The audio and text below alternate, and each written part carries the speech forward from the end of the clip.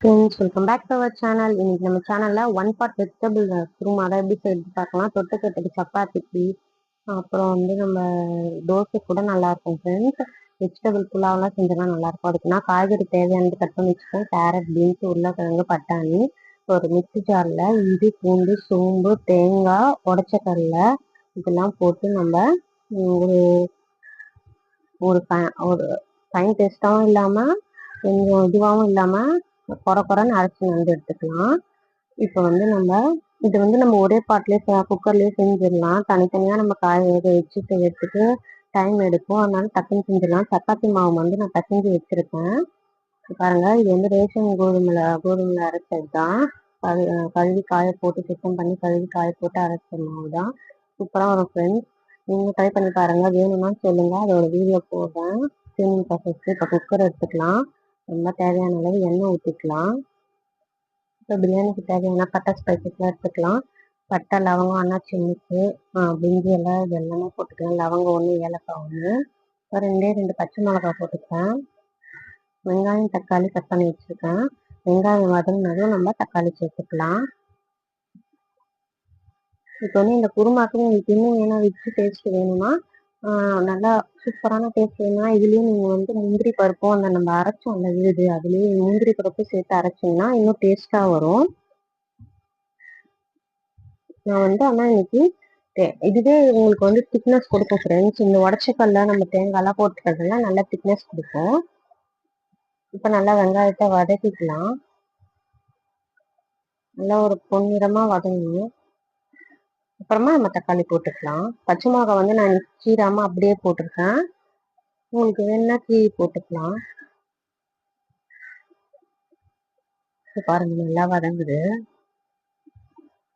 கோதுமை மாவு நீங்க ஒரு ½ ஹவர் முன்னாடியே பசஞ்சு வச்சுட்டீங்கன்னா அது ஊறிட்டு இருக்கும். அந்த கேப்ல நீங்க இதை பண்ணிடலாம் குருமாவை டக்குன்னு.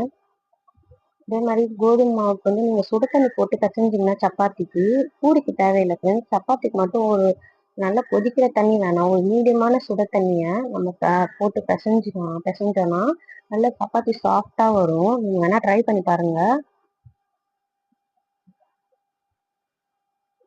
இப்போ நம்ம கட் பண்ணி வச்சிருக்க காய்கறி சேர்த்துக்கலாம். உருளைக்கிழங்கு, கேரட், பீன்ஸு, பட்டாணி நல்லா சேர்க்குறேன். இதுலேயே நீங்கள் நூல்கோல் சேர்க்கலாம். சூப்பராக இருக்கும். நூல்கோல் ரொம்ப ஹீட்டுக்கும் நல்லது.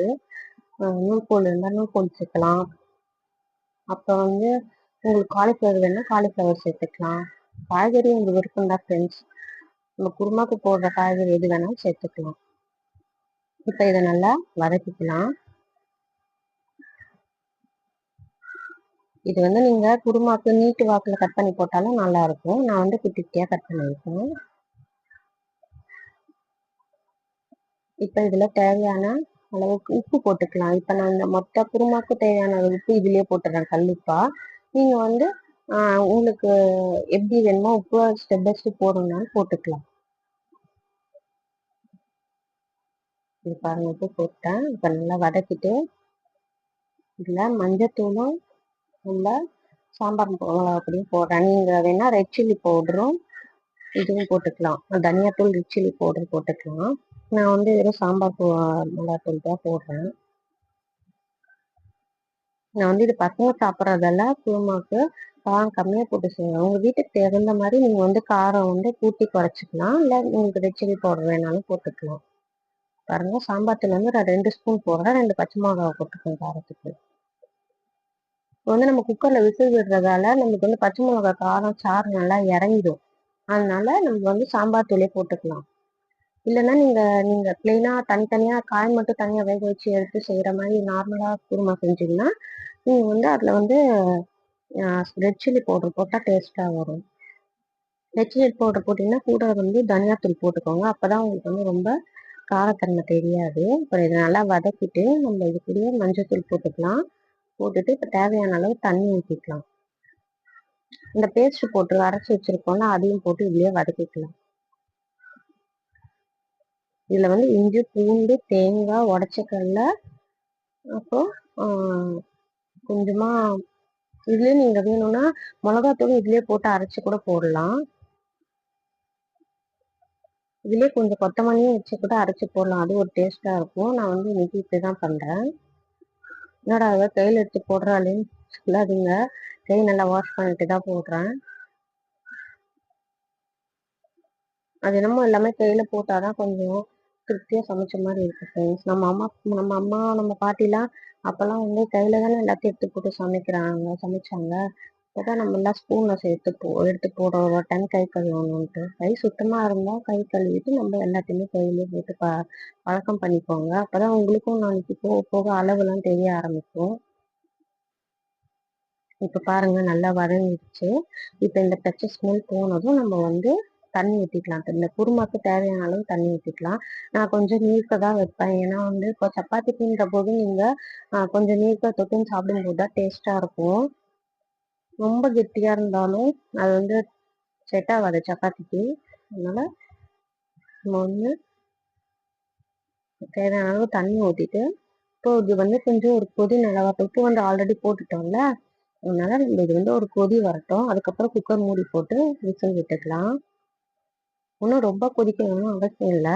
லைட்டாக அந்த நுர பொங்கி வந்தால் போதும். நம்ம சேனல் பார்த்துட்டு இருக்கீங்கன்னா, சப்ஸ்கிரைப் பண்ணாமல் பார்த்துருக்கீங்கன்னா கண்டிப்பாக நம்ம சேனலை சப்ஸ்கிரைப் பண்ணிக்கோங்க ஃப்ரெண்ட்ஸ். நம்ம வீடியோ எல்லாத்தையும் போய் பாருங்கள், உங்களுக்கு பிடிச்சிருந்தா கண்டிப்பாக நம்மளோட பெல் பட்டனையும் கிளிக் பண்ணிக்கோங்க, சப்ஸ்கிரைப் பண்ணிவிட்டு. அப்போ தான் நம்மளோட வீடியோஸ்லாம் உடனுக்குடன் வரும் உங்களுக்கு. இந்த வீடியோ பிடிச்சிருந்தா அதே மாதிரி ஒரு லைக் போட்டுக்கோங்க. நம்ம சேனலை மறக்காம சப்ஸ்கிரைப் பண்ணிக்கோங்க. இப்போ 2 விசில் விட்டு எடுத்துடலாம். 2, 3 விசில் கூட இல்லை ஃப்ரெண்ட்ஸ். நான் வந்து இன்னைக்கு 3 விசில் விட்டுருக்கேன். இப்போ பாருங்க சூடாக ரெடி ஆயிடுச்சு குருமா. எம்மி டேஸ்டியாக இருக்கும் ஃப்ரெண்ட்ஸ். மறக்காம நீங்கள் ட்ரை பண்ணி பாருங்க. இப்போ வந்து நீங்கள் இது பண்ணி என்ன சொல்றது, இப்போ நீங்கள் டக்குன்னு செய்யணும்னா இந்த மாதிரி குக்கர்லேயே செஞ்சிடலாம். காய் மட்டும் அரிஞ்சு வச்சுட்டு, வெங்காயம் தக்காளி காய் அரிஞ்சு வச்சுட்டு, இப்போ மேலே கொத்தமல்லி தூவிதான் கட் பண்ணி கழுவி வச்சிருக்க கொத்தமல்லியை தூவிட்டு சர்வ் பண்ணால் சூப்பராக இருக்கும் ஃப்ரெண்ட்ஸ். அதுதான் சப்பாத்தி போட்டிருந்தேன். பசங்களுக்கு வந்து பூரி கேட்டாங்க, தனியாக பூரி எடுத்து வச்சுருவேன். பூரி மாவுக்கு கொஞ்சமாக எடுத்து வச்சுட்டேன். இதையே சப்பாத்தி கொஞ்சமாக போட்டு ஹாட் பாக்ஸில் வச்சுட்டு மீதி பூரி பிச்சுட்டேன். பாருங்கள் சப்பாத்தி சூப்பராக இருக்குது. குருமாக்கு ஹாட் பாக்ஸில் சப்பாத்தி இருக்குது. பூரி வந்து பசங்களுக்கு அவ்வளோதான் ஃப்ரெண்ட்ஸ். இந்த வீடியோ பிடிச்சிருந்தா லைக் பண்ணிக்கோங்க, நம்ம சேனல் சப்ஸ்கிரைப் பண்ணிக்கோங்க. பாய்.